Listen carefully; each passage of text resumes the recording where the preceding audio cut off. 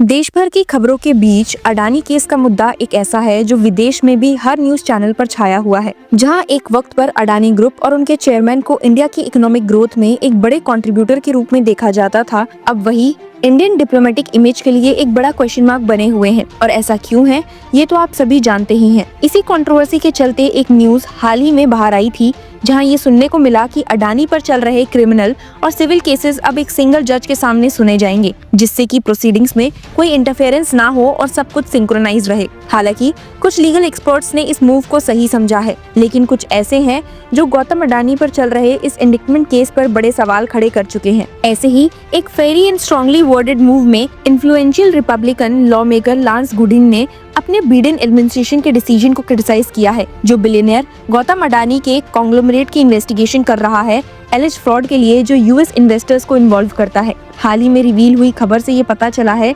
कि गुडिन ने एक लेटर डायरेक्ट किया यूएस अटॉर्नी जनरल मेरिक गारलैंड को, जिसमें उन्होंने इस स्टेप को सिलेक्टिव और डेट्रीमेंटल कहा और क्वेश्चन किया कि डीओजे यानी कि डिपार्टमेंट ऑफ जस्टिस ऐसे केसेस को प्रायोरिटाइज क्यों कर रहा है, जबकि डोमेस्टिक इश्यूज जैसे कि राइजिंग वायलेंट क्राइम्स यूएस में एड्रेस करना ज्यादा जरूरी है। उनका आर्ग्यूमेंट एक ब्रॉडर कंसर्न को अंडरस्कोर करता है कि ऐसे एक्शंस का पोटेंशियल फॉल आउट अमेरिका के इंटरनेशनल अलायंसेस पर, पर्टिकुलरली एक स्ट्रेटेजिक पार्टनर इंडिया के साथ कैसा रहेगा। आपको बता दूं कि गुडिन का लेटर बिल्कुल अनइक्विवोकल था अपने क्रिटिक में।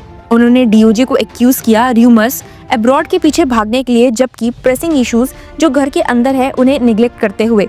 Even if the allegations against Adani are true, उन्होंने आर्ग्यू किया, why should the United States position itself as the final arbiter in a case involving Indian government officials and Indian entities? इस case और controversy में Goodin का stance clear है। ये investigation crucial US India relationship को जेओपर्डाइज कर सकती है, जो एक पार्टनरशिप एशिया स्पेसिफिक रीजन में स्टेबिलिटी के लिए वाइटल है। लेकिन दूसरी तरफ कई एक्सपर्ट्स मानते हैं कि एलिगेशंस जो गौतम अडानी के कॉर्पोरेट एम्पायर के अगेंस्ट है वो काफी सीरियस है। प्रोसिक्यूटर्स का क्लेम है कि अडानी और उनके एसोसिएट्स ने एक $250 मिलियन ब्राइबरी स्कीम ऑर्केस्ट्रेट की, जो इंडियन गवर्नमेंट कॉन्ट्रैक्ट सिक्योर करने के लिए था और एलिजली रिकॉर्ड्स फॉल्सिफाई किए यूएस इन्वेस्टमेंट्स को अट्रैक्ट करने के लिए। ये एक्यूजेशंस ने ग्लोबल फाइनेंशियल कम्युनिटी में एक काफी रिपल्स भेजी हैं, अडानी ग्रुप की ऑपरेशंस पर एक शेडो कास्ट करते हुए।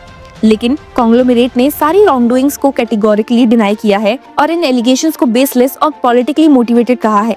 गुडिन के लेटर ने एक और ऑफन ओवरलुक एस्पेक्ट को टच किया, ऐसे केसेस का डिप्लोमेटिक रिलेशंस पर इम्पैक्ट। उन्होंने नोट किया कि इंडिया अमेरिका के कुछ रिलायबल एलाइज में से एक है एशिया स्पेसिफिक रीजन में और एक ग्रोइंग इकोनॉमिक पावर हाउस भी। एक प्रोमिनेंट इंडियन इंडस्ट्रियलिस्ट को टारगेट करके यूएस रिस्क उठाता है एक नैरेटिव क्रिएट करने का, जो इंडिया की ग्रोथ को अंडरमाइन करता है। Disrespecting India's authority in this matter, Goodin ने वार्न किया, could permanently damage our ties with an important ally. कई लोग मान रहे हैं कि उनका कंसर्न अनफाउंडेड नहीं है। इंडिया की स्ट्रेटेजिक इंपॉर्टेंस यूएस के लिए दोनों इकोनॉमिकली और पॉलिटिकली ओवरस्टेट नहीं की जा सकती। जहां एक तरफ अडानी ग्रुप यूएस में अपने केस को डिफेंड करने की तैयारी कर रहा है, उसी बीच एक रीसेंट डेवलपमेंट में इंडिया के सुप्रीम कोर्ट ने भी एग्री किया है कि वो अडानी पावर की अपील को एग्जामिन करेगा, जो एक डिसीजन के अगेंस्ट है in a case with Punjab state electricity regulatory commission. ये डिस्प्यूट 2006 में साइंड एक पावर परचेज एग्रीमेंट से जुड़ा है, जो पीएसईआरसी ने लेटर रिजेक्ट कर दिया था इकोनॉमिक फिजिबिलिटी के ग्राउंड पर।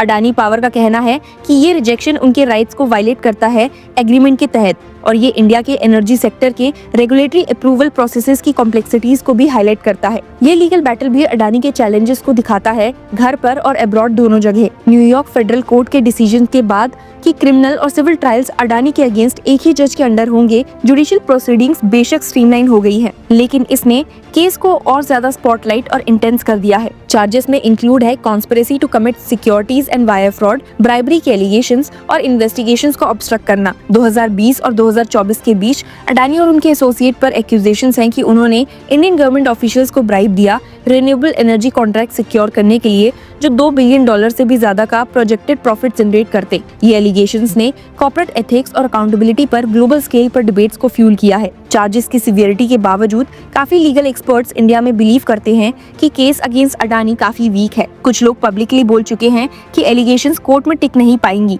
लेकिन ये लैक ऑफ क्लैरिटी कि ये एक्सपर्ट्स फॉर्मली अडानी ग्रुप के थ्रू इंगेज्ड है या इंडिपेंडेंटली बोल रहे हैं, स्पेकुलेशंस का स्कोप छोड़ते हैं। ऊपर से ये क्वेश्चंस भी हैं कि क्या गौतम अडानी खुद ब्रुकलिन ट्रायल कोर्ट के सामने अपेयर होंगे इंडिक्टमेंट को कंटेस्ट करने के लिए। ये अनसर्टेनिटी एक और इंट्रिग का लेयर ऐड करती है इस ऑलरेडी कॉम्प्लेक्स केस में।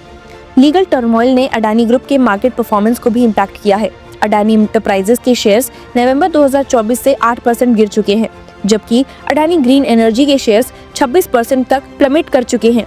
एक स्ट्रेटेजिक मूव में फाइनेंशियल लॉसेस को मिटिगेट करने के लिए अडानी एंटरप्राइजेस ने रिसेंटली अपनी पूरी 44% स्टेक अडानी विल्मर में डाइवर्स्ट किया। $2 बिलियन से ज्यादा रेस करके अपने कोर इंफ्रास्ट्रक्चर ऑपरेशंस को स्ट्रेंथन करने और लिक्विडिटी इंप्रूव करने के लिए। सिर्फ यही नहीं, इस कंट्रोवर्सी ने यूएस अथॉरिटीज के role to prosecute foreign entities के अगेंस्ट भी कई सवाल खड़े किए हैं। गुडन के लेटर ने क्वेश्चन किया है कि क्यों एक भी अमेरिकन एग्जीक्यूटिव्स को इंडिक्ट नहीं किया गया अगर केस यूएस के साथ नेक्सस को इन्वॉल्व करता है। उन्होंने डीओजी के कंटिजेंसी प्लान्स पर पर्टिनेंट क्वेश्चंस रेज किए।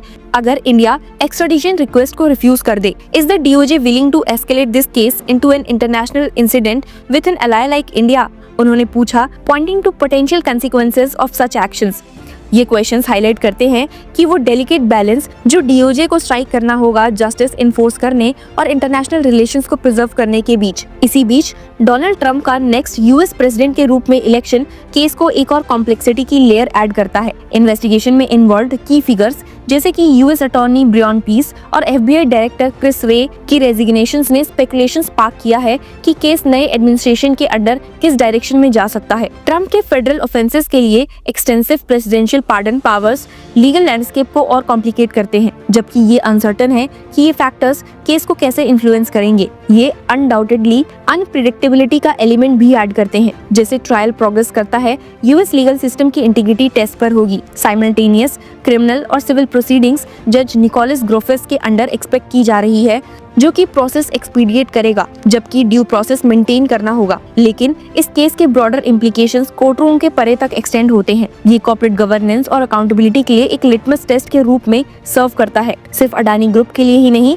बल्कि ग्लोबल बिजनेस प्रैक्टिसेस के लिए भी। कंक्लूजन यही है कि अडानी ब्राइबरी केस एक हाई स्टेक्स लीगल बैटल है जिसमें फार रीचिंग इम्प्लीकेशंस हैं। ये टेंशंस को हाईलाइट करता है कि इंटरनेशनल लॉ इन्फोर्स करने और डिप्लोमेटिक रिलेशंस मेंटेन करने के बीच। जबकि एलिगेशंस गौतम अडानी और उनके एसोसिएट के अगेंस्ट सीरियस है, केस कुछ इंपॉर्टेंट क्वेश्चंस भी रेज करता है यूएस अथॉरिटीज के रोल के बारे में फॉरेन एंटिटीज को प्रोसिक्यूट करने में। जैसे दुनिया क्लोजली देख रही है, इस केस का outcome undoubtedly corporate ethics, accountability और यूएस इंडिया रिलेशंस के डायनेमिक्स को शेप करेगा आने वाले सालों के लिए। आपका इस पर क्या कहना है? Share with us in the comment section and keep following us.